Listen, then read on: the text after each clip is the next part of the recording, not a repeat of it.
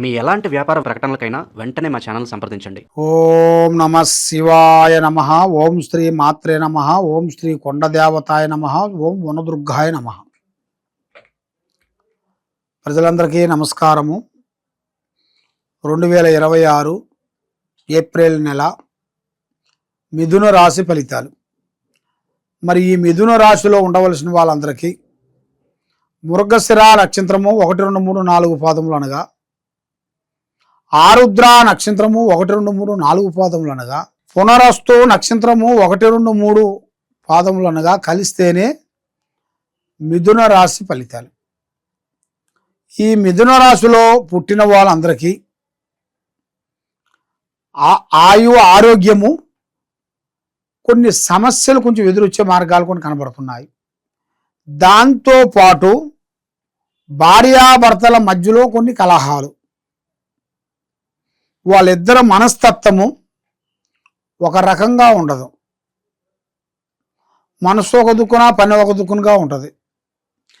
మరి ఏ పని చేసినా, ఏ కార్యక్రమం చేసినా కూడా చేతి కాడికి వచ్చి చేజారిపోవటం, ఏ కార్యక్రమం చేసినా కూడా ఆ కార్యక్రమానికి ఏదో ఒక సమస్యలు రావటం ఇలాగా జరుగుతుంటాయి. కాబట్టి ఈ మిథున రాశిలో ఉండవలసిన వాళ్ళందరికీ మనస్తత్వము, విధానం చాలా బాగుంటుంది.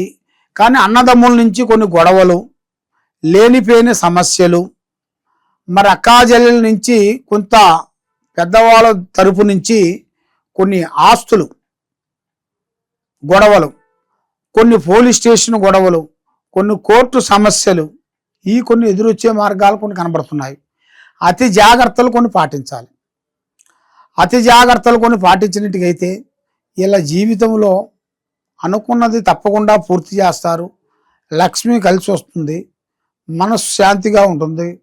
మరి ఏ కార్యక్రమం చేసినా కూడా వీళ్ళకి చేతికాటికి వస్తుంది, చేయందుకోకుండా పోవటం, ఇలాంటి సంఘటనలు, సమస్యలు కొన్ని ఎదురవుతున్నాయి.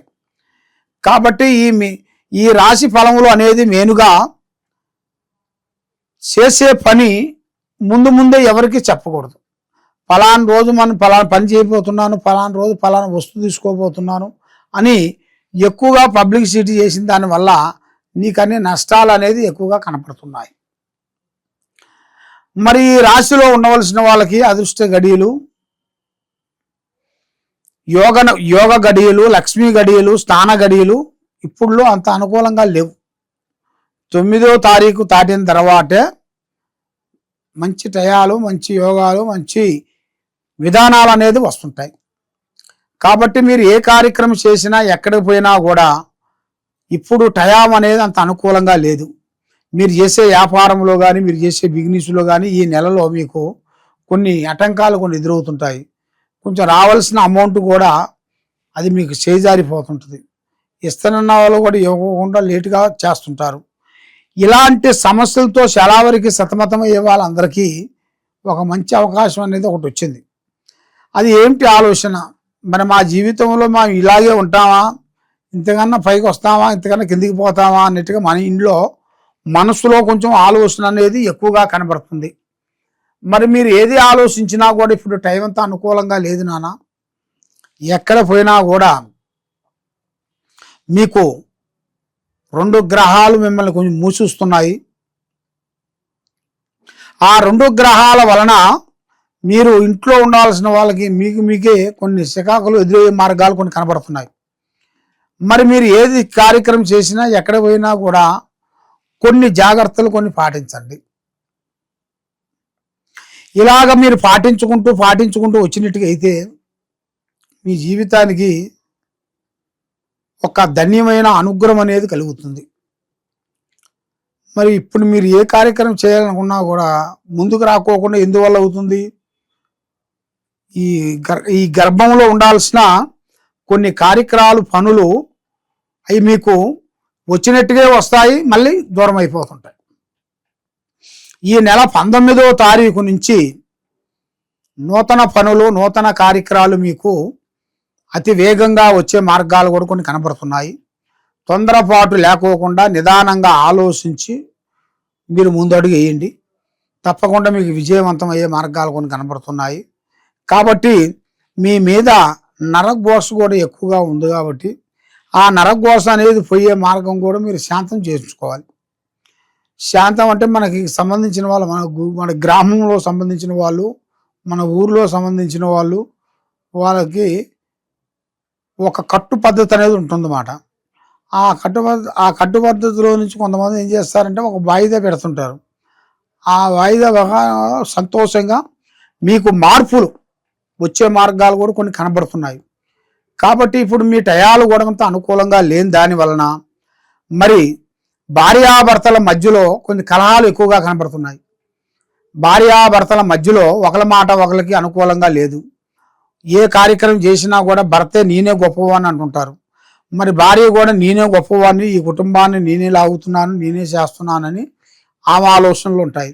వీళ్ళిద్దరి మధ్యలో గొడవలు ఎక్కువగా కనబడుతున్నాయి. భార్యాభర్తల మధ్యలో కొన్ని గొడవలు, మరి ఎప్పుడో రోజుల నుంచి ఆడుకోవాల్సిన కొన్ని సమస్యలు కూడా, అవి కూడా కొన్ని సమస్యలతో ఎదురవుతుంది. ఒకటి కాకపోతే ఒకటి సమస్యలు మీకు కొన్ని ఎదురవుతున్నాయి. ఆ సమస్యలు లేకోకుండా మీరు శాంతపట్టంగా కావాలనుకుంటే మీరు చేయాల్సిన అమ్మవారు పూజా బలం చేసి ఆ లక్ష్మీదేవత అనుగ్రహాన్ని మీరు పొంది మీరు చేయాల్సిన కార్యక్రమాన్ని అభివృద్ధిగా ఉండి మీరు ఆ శివయ్యని, ఆ వెంకటేశ్వరుని పూజా బలం చేసుకునేటిది మీకు తప్పకుండా 100% మీకు కరెక్ట్గా సక్సెస్ అయ్యే మార్గాలు కూడా చాలా వరకు కనబడుతున్నాయి. మరి ఏ కార్యక్రమం చేసినా కూడా ఏదో ఒక సమస్య దగ్గరికి రావటం, దూరం కావటం, అలా కాకోకుండా దగ్గరికి అయ్యే మార్గం చేయాలి. దగ్గరికి అయ్యే మార్గం చేయాలంటే నీకు ఏ పని చేసినా ఇప్పుడు టైం అంతా అనుకూలంగా లేదు కాబట్టి నువ్వు మంచిగా పోయిన చెడు వస్తూనే ఉంటుంది. సాయంత్ర టయాలలో మీరు ఏ కార్యక్రమైనా పూర్తి చేసుకోండి. మార్నింగ్ టయాలలో చేయొద్దు. సాయంత్రం టయాలలో మీకు లక్ష్మీ గడియలు, రావు గడియలు ఎదురవుతాయి. కాబట్టి మీరు చేయాల్సిన పూజా బలము, దైవ బలము, ఆ శివుణ్ణి మీరు పూజించుకోండి. శివుడి ఆజ్ఞ లేనిది శివైనా కొట్టదంటారు. ఆ శివుణ్ణి పూజా బలం చేసుకోండి, మీకు అన్ని దక్కుతాయి, మనశ్శాంతిగా ఉంటుంది. మీరు ఏమి అనుకుంటారో ఆ కార్యక్రమాలు మీరు 100% మీకు సక్సెస్ అయ్యే మార్గాలు ఉన్నాయని మనస్ఫూర్తిగా కోరుకుంటున్నాను. ఓం నమః శివాయ. సర్వోజన సుఖినో భవంతు.